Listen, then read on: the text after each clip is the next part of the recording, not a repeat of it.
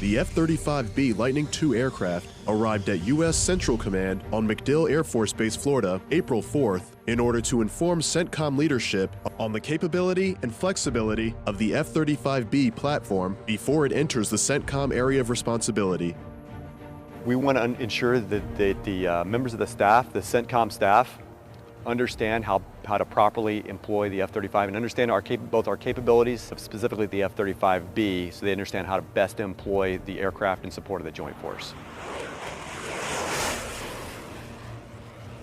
Well, it's a pretty big deal, not only just for CENTCOM, but for the Marine Corps. I mean, this is the newest and most lethal aircraft that the Joint Force has, and the fact that it's coming into the CENTCOM theater and potentially seeing some combat operations is a pretty big deal.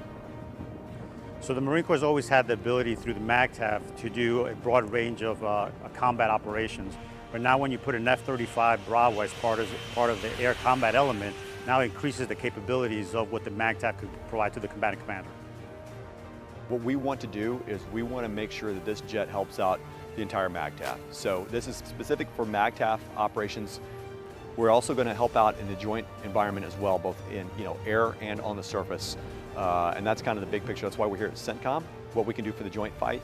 And then, as always, we're here to support the Marine riflemen on the ground. I think as a planner and for other Marines that perhaps aren't familiar with the F-35s, they need to understand that the F-35 is more than just an aircraft.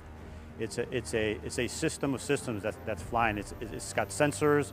It could do low observable aircraft. It could do anti-access aerodynamic capabilities. So it's more than just simply an aircraft. So you have to think a little bit different about how you plan and employ this capability in support of combat operations.